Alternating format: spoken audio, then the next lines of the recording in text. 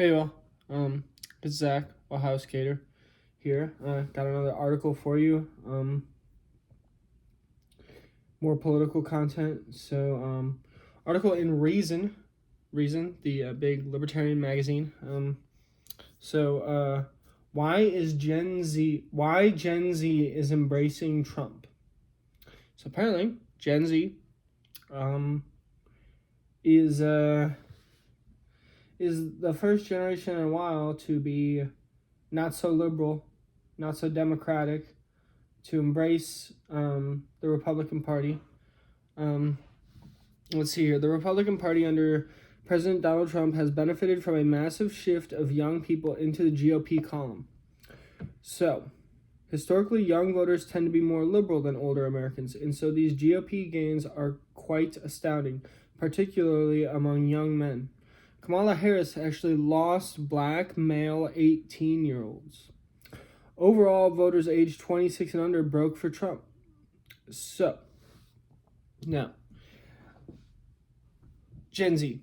I am not totally Gen Z. I am kind of Gen Z. I was born in 1997. So, if you're not familiar, so the 1997 is typically seen as the very beginning year of Gen Z, the very first year. So, I am like the oldest possible Gen Z you can get. It says 26-year-old and under. I'm 28 years old. Um, so I'm actually what's called a Zillennial. Gen Z mixed with millennial, because I'm on the cusp of each the generations there. You know what I'm saying? So, I'm part millennial, part Gen Z, a Zillennial, but but I think I would be considered Gen Z more than I would be considered a millennial. Honestly, um, but I did not vote for Trump. I voted Libertarian. Now that might be because of some of my more millennial memories growing up. You know what I'm saying? Because I remember Obama. You know what I'm saying? I remember the Affordable Care Act and stuff like that. And maybe these younger Gen Z voters don't remember that. You don't remember Obama. Don't remember how racist Trump was to Obama. Don't remember how racist the GOP was to Obama when he was president. Or I don't know. I don't know what it is, but I've noticed on Discord, a lot of young people are you know more conservative, and I never thought it would be that way. I never thought that young people would ever be this conservative. But Trump is like a meme. You know what I'm saying? Trump has made himself a meme, and the younger folks are latching onto it. And I never thought in my entire life that I would see young people be this conservative, but they are. You should see it on Discord. They make these conservative jokes. They make and it's all meme humor. Young person humor, and it's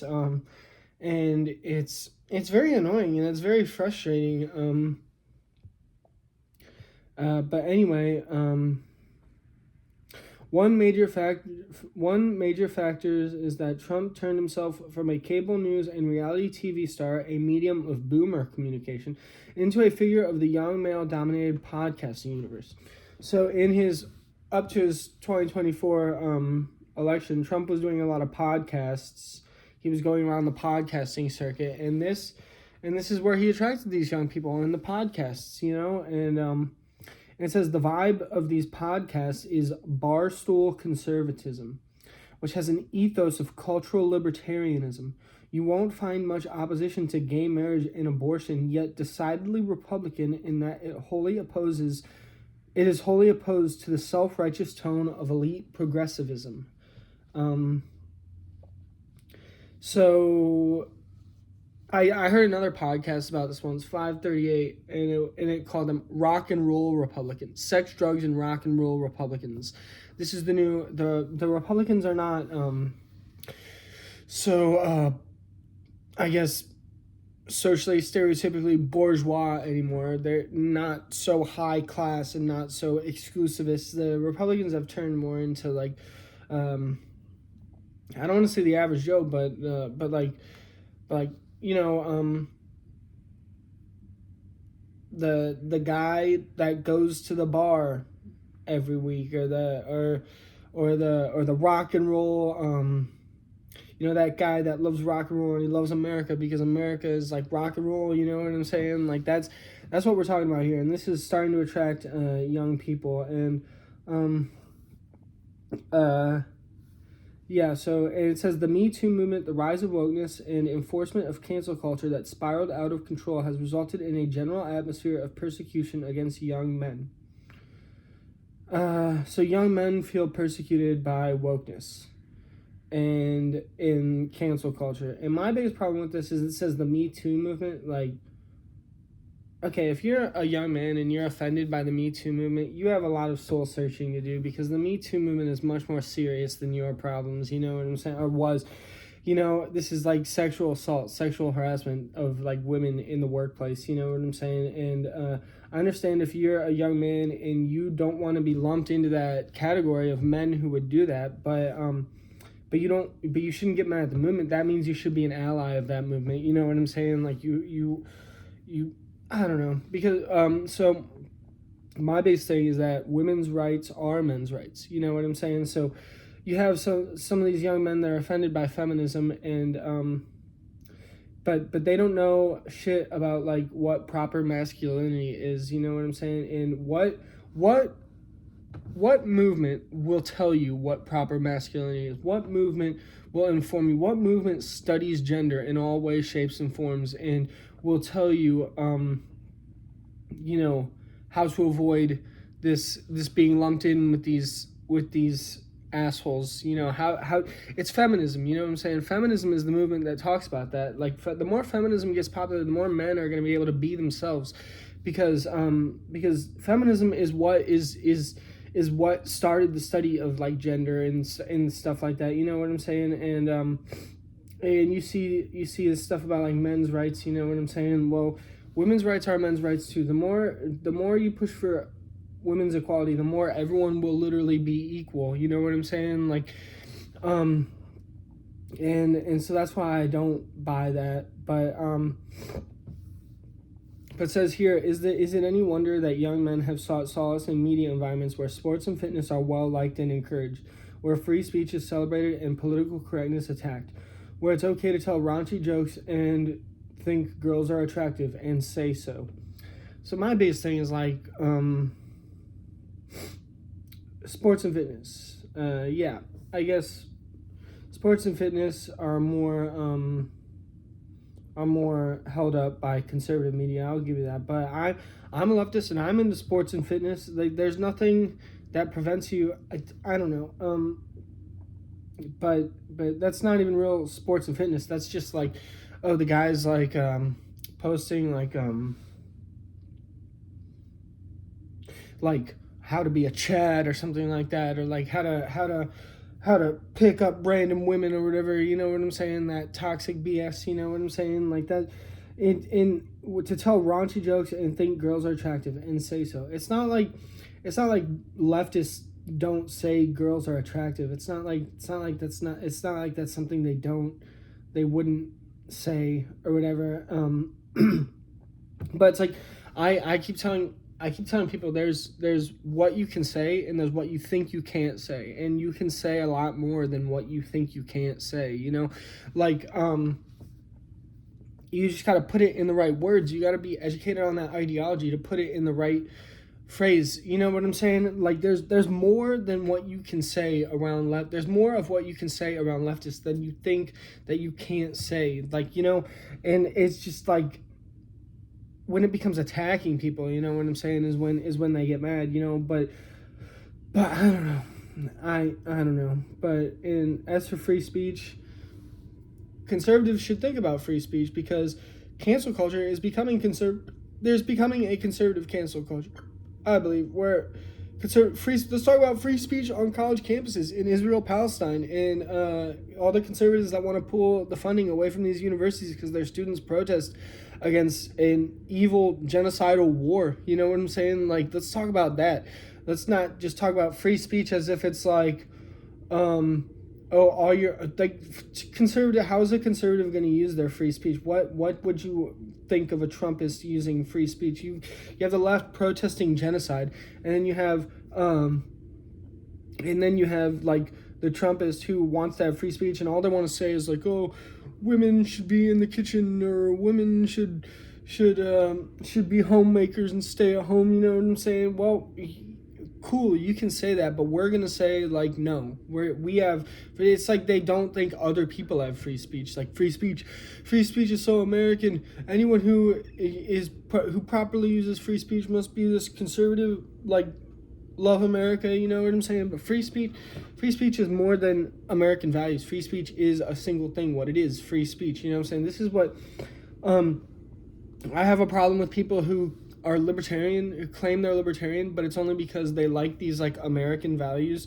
They're really American nationalists, because American values are seen as like libertarian, you know what I'm saying? But when you're libertarian and you don't read any of the actual theory and you don't know what actual libertarianism is, it's much more radical than the American Constitution. You know what I'm saying? So if you're going to claim you're libertarian and all you care about is the American Constitution, and that's not libertarian, that's an American nationalist. And it just so happens that America's values are of like liberty and freedom, and but to actually believe in that is going further than that, and you would be opposed to the American system if you actually believed that, if you did. But otherwise, you're just an American nationalist, and you're not a libertarian.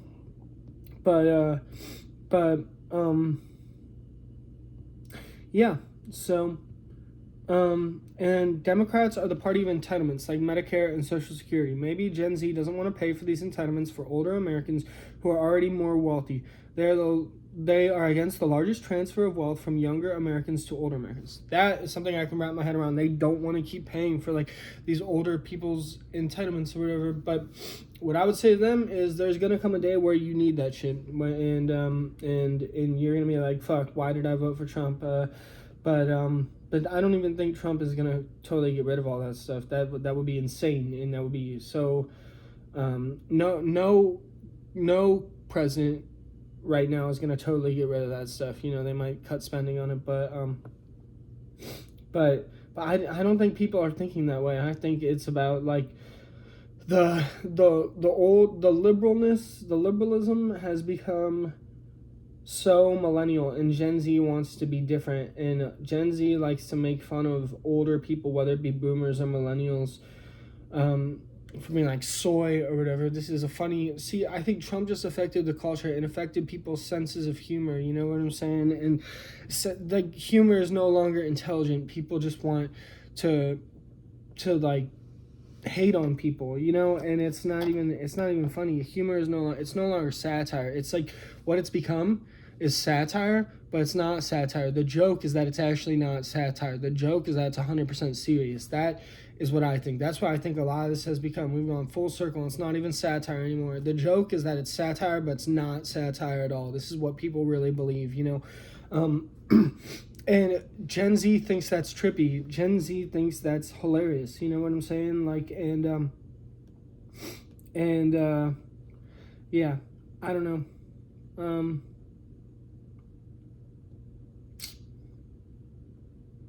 I think, first of all, there's more that you can say around leftists than you can't say. There's more that you can say than you think you can't say, and like you're able to say more than you think you can, and you know, don't be mad about this feminist movement talking about real issues in like real workplaces with sexual harassment. Like that's a real political issue, not how you feel about it, not how you. That's a real political issue for real. Like, I don't care how you feel about that. Like, if you don't sexually assault anyone, you have nothing to worry about. So, like, why do you feel attacked? Why do you feel attacked? Did you sexually assault someone, you know? Like, and, like,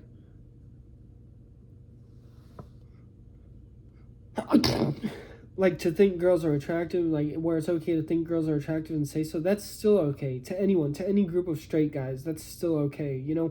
This is all It's all nothing. You know, it's conservative propaganda, like reflecting on itself. It's working.